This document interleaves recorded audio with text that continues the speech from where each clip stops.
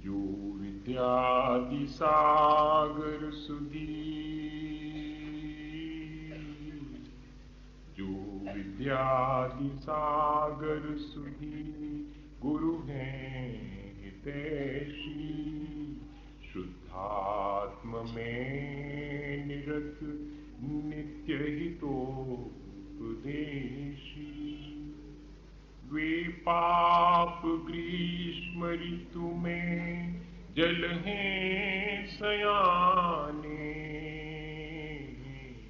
पूजून हैं सतत केवल ज्ञान पाने, पूजून हैं सतत केवल ज्ञान पाने।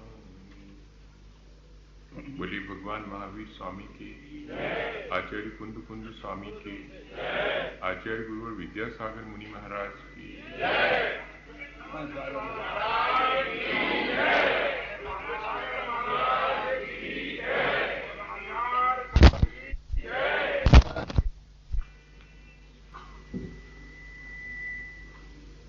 आज हम सब लोग इस बात के लिए इकट्ठे बैठे हैं कि उस दिन की याद करें जब भगवान महावीर स्वामी की पहली बार दिव्य ध्वनि गिरी होगी और गौतम स्वामी ने एक अंतर्मुहूर्त के अंदर, अंतर्मुहूर्त माने 48 मिनट, उतने के अंदर पूरे द्वादशांग की रचना करके हम सब जीवों के कल्याण का उपक्रम किया। आज इसीलिए वीर शासन जयंती कहलाती है। भगवान महावीर स्वामी की दिव्य देशना जब से शुरू हुई, 7 तत्वों का प्ररूपण जब से शुरू, उनका शासन शुरू। हम अभी भगवान महावीर स्वामी के शासन में बैठे हुए हैं। जब तक अगले 24 तीर्थंकरों में से पहले तीर्थंकर नहीं होंगे, तब तक इस पंचम काल के अंत तक भगवान महावीर स्वामी का ही शासन काल चलेगा। आज का दिन इसलिए महत्वपूर्ण है क्योंकि ये ऐसा दिन है जिससे कि भगवान महावीर स्वामी की दिव्य देशना में हम सबके कल्याण के लिए उपदेश प्रारंभ हुआ था। हम समझें कि हमारे लिए जो ज्ञान प्राप्त हुआ है उससे हम अपने जीवन को कैसे अच्छा बनाएं। हम सबके जीवन का उद्देश्य यही होना चाहिए कि हम अपने जीवन को अच्छा बनाएं, बेहतर ढंग से जिएं। रोज रोज हम ये विचार करें कि कल जिस तरह मैंने जिया था, क्या मैं आज उससे भी बेहतर ढंग से जी सकता हूं। जब भी मैं ये कहूं कि बेहतर ढंग से जीना है या अच्छे से जीना है, तो आप बहुत स्पष्ट मान के चलिएगा कि जितनी कषायें जिसकी बंद हो जावे, उसका जीवन उतना अच्छा है, उसका जीवन उतना बेहतर है। तो हमको अपनी कषायों को, अपने मिसकॉन्सेप्ट को, अपने विजन को, अपने आचरण को, इन सब को धीरे धीरे करके और निर्मल बनाना है। हमारी अंतिम निर्मलता हमारा अपना परमात्मा स्वरूप है, हमें वहां तक पहुंचना है और ज्ञान यही काम करता है। वही ज्ञान श्रेष्ठ है जो ज्ञान हमारे जीवन को परिवर्तित कर दे। 2 अलग अलग ढंग से लोगों ने लिखा, नॉलेज फॉर ट्रांसफॉर्मेशन और नॉलेज इज विर्च्यू। ज्ञान वो है जो जीवन को परिवर्तित कर दे और जो हमारे भीतर गुणवत्ता है वही वास्तव में ज्ञान है। ज्ञान ही हमारे सद्गुण हैं। अब देखिएगा इन दोनों चीजों को। आज के समय में ये बहुत बौद्धिक युग है। ज्ञान का युग तो नहीं कहूंगा, बौद्धिक युग है। ज्ञान तो वो कहलाता है जो कि नॉलेज में, ज्ञान तो वो कहलाता है जो कि आचरण में बदल जाता है या कि आचरण में से प्रकट होता है। वास्तव में ज्ञान वही है, या तो कन्वर्ट हो जाए, वो आचरण बन जाए। हमारा विचार हमारा जीवन बन जाए। एक तो वो है श्रेष्ठ विचार या श्रेष्ठ ज्ञान, और जो श्रेष्ठ जीवन जी रहा उसके जीवन में जो विचार आते हैं, उसके जीवन में जो से हम जानकारी पाते हैं, नॉलेज गेन करते हैं, वो सब वास्तव में ज्ञान कहलाता है। लेकिन आज मैंने कहा कि बहुत बौद्धिक युग है। वो ज्ञान जो कि हमें विषय कषाय में ले जाता है, हमारा कल्याण नहीं करता, बल्कि उल्टा हमें और अधिक पतन की तरफ ले जाता है। और मजा यह है आज कि ऐसे ज्ञान से समन्वित लोग अपने को ज्ञानी मान के बैठ जाते हैं। आज सच्चाई के बारे में जितना भारत के लोग जानते हैं उतना कोई नहीं जानता, लेकिन जितना भारत के लोग झूठ में जीते हैं उतना कोई नहीं जीता। सच के बारे में जान लेना बहुत आसान है, लेकिन सच्चा हो जाना बहुत मुश्किल है। संगीत के बारे में जानकारी होना बहुत आसान है, लेकिन संगीत कंठ में प्रकट हो जाना बहुत कठिन है। पाक शास्त्र पे पीएचडी कर लेना आसान है, लेकिन रोटी बनाना कैसे पड़ती है ये जानना बहुत आसान नहीं है, बहुत कठिन है। तैराकी के बारे में पढ़ना बहुत आसान है कि ऐसे तैरा जाता, लेकिन पानी में कूद करके तैरना बहुत कठिन है।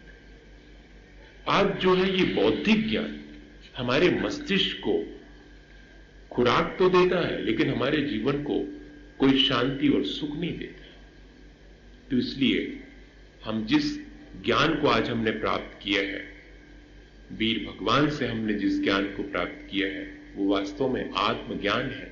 वो ऐसा ज्ञान है जैसे कि अपन को मालूम पड़ जाए कि ये विष है तो फौरन हम छोड़ देते हैं, फिर हम ज्यादा सोचते नहीं उसके बारे में। जैसे कि हमें मालूम पड़ा कि आग है, हम फौरन उससे दूर हट जाते हैं। देखिएगा, जानने के बाद हमारे व्यवहार में परिवर्तन ना आए तो वो जानना क्या मतलब का। हमने जाना कि ये विष है और हम छोड़ नहीं पा रहे, हम सोच रहे हैं ये कि छोड़ना चाहिए कि नहीं छोड़ना चाहिए। घर में आग लगी और कोई कह रहा है कि आपके घर में लगी आग, तो हम कहते हैं थैंक्स, आपने हमें बताया, बहुत बहुत धन्यवाद। हम सोचेंगे कि घर छोड़ के बाहर निकलना है कि नहीं निकलना। अरे घर में आग लगी हुई है फिर भी हम सोचेंगे। ऐसा नॉलेज है आज अपने पास। ये कहलाता है बौद्धिक ज्ञान, जो कि हमारे जीवन को जरा भी परिवर्तित नहीं करता है और बल्कि हमें ये भरोसा दिलाए रखता है कि हम ज्ञानी हैं। सबसे ज्यादा खतरनाक बात है कि जब अज्ञानी ज्ञान की 4 बातें सीख लेता है और अपने ज्ञानी होने का धोखा पाल लेता है। अज्ञानी है, बहुत अच्छा है, कल्याण हो जाएगा, लेकिन ज्ञान होने का भ्रम हो जाए तो फिर अज्ञान को हटाने का कोई उपाय नहीं।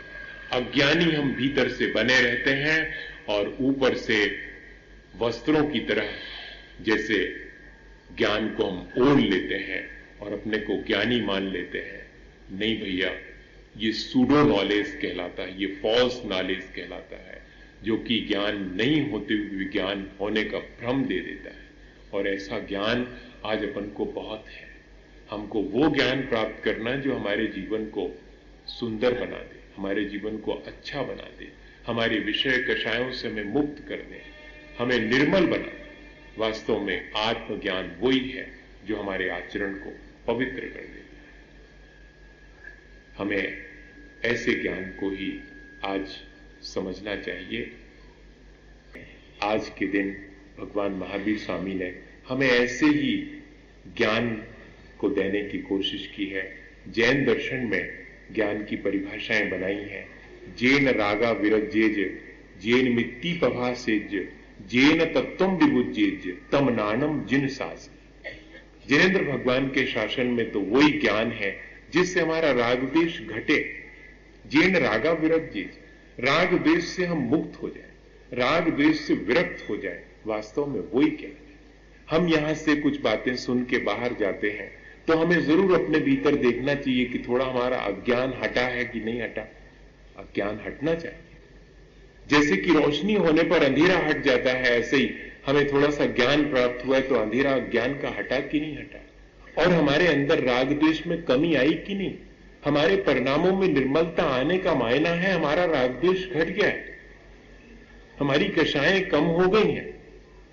ये बात हमें जरूर इस कसौटी पे हमें कसना चाहिए। जो लोग भी ज्ञान हासिल करते हैं, अपन बैठ के आगे आने वाले दिनों में बहुत जानकारी हासिल करेंगे, बहुत सारी चीजें जानेंगे, लेकिन उनको सिर्फ जान करके बुद्धि में रख लेना ही पर्याप्त नहीं है।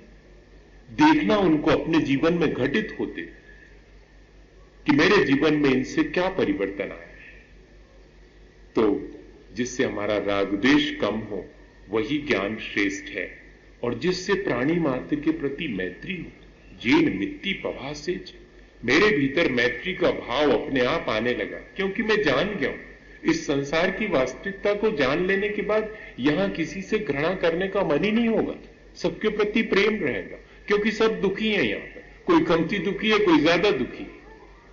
बहुत कठिन है लेकिन इस चीज को जीवन में लाने के लिए।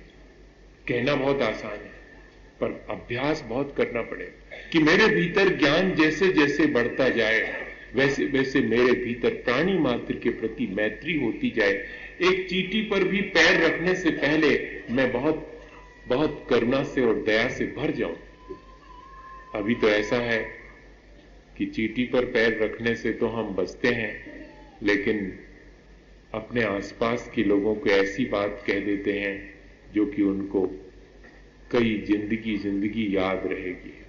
मर्म भेदी हम संगी पंचेंद्री की गर्दन पकड़ने तैयार हो जाते हैं, उसके साथ मिसबिहेव करते हैं और चींटी बचाने की चेष्टा करते हैं। ऐसा तो हमारा ज्ञान है। पानी तो छान के पिएंगे, लेकिन ग्राहक आया है तो उसको पूरा निचोड़ ले। ये क्या चीज है? ये इतना कंट्रोडिक्शन। इसका मायने है कि हमारा नॉलेज परफेक्ट नहीं है, सूडो नॉलेज, फॉल्स नॉलेज है, आ गया है, बाहर शब्दों में आ गया। आप इसको प्रवचन बिल्कुल मत मानिएगा, न मैं आपके यहां प्रवचन करने आया हूं, मैं तो आपसे कुछ बात करूंगा। बस जैसे अपन दो लोग बैठ करके और बात करते हैं वैसे ही, और देखेंगे कि अपने को अपने जीवन में क्या संभव है, क्या प्रैक्टिकेबल है। सुनने में जो चीजें अच्छी लगती हैं जरूरी नहीं है कि वे प्रैक्टिकेबल हो, इसलिए हम वही चीजें विचार करेंगे जो हम प्रयोग में ला सकते हैं, अपने जीवन में उनको घटित करके देख सकते हैं। तो हमें ऐसा ज्ञान हासिल करना चाहिए जो हमारे जीवन को परिवर्तित कर दे, जिससे कि प्राणी मात्र के प्रति मैत्री का भाव आए, हमारा राग द्वेष घटे। और इतना ही नहीं, जेन तत्वम विबुध्येत, जिससे कि हमें कल्याणकारी जो प्रयोजनभूत 7 तत्व हैं, और उसमें से भी मेरे लिए उपादेय मेरा अपना आत्म तत्व है, उसका बोध जागृत, मुझे अपने आत्मा की वो जो निर्मल अवस्था है उसका ठीक ठीक इमेजिनेशन हो, उसका ठीक ठीक हमारे भीतर क्लैरिफिकेशन हो, हम जाने कि हमारा स्वभाव कैसा है और अपने उस स्वभाव की तरफ निरंतर बढ़े, तो ही हमारा वो ज्ञान उपयोगी है। वैसे तो लिखा है कि जैसे जैसे तत्व का ज्ञान बढ़ता जाता है वैसे वैसे हमारी विषयाशक्ति कम होती जाती है, और जैसे जैसे विषयाशक्ति कम होती जाती वैसे वैसे तत्व का बोध बढ़ता चला जाता।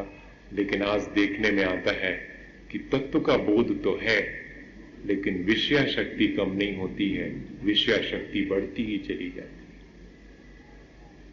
इस उपदेश में लिखा है पूज्यपाद स्वामी ने इस बात को, यथा यथा ही संवित्तौ तत्वमुत्तमम् तथा तथा समायाति, संवित्तौ तत्वमुत्तमम् यथा यथा न रोचन्ते विषया सुलभा अपि, और यथा यथा न रोचन्ते विषया सुलभा अपि तथा तथा समायाति संवित्तौ तत्वमुत्तमम्।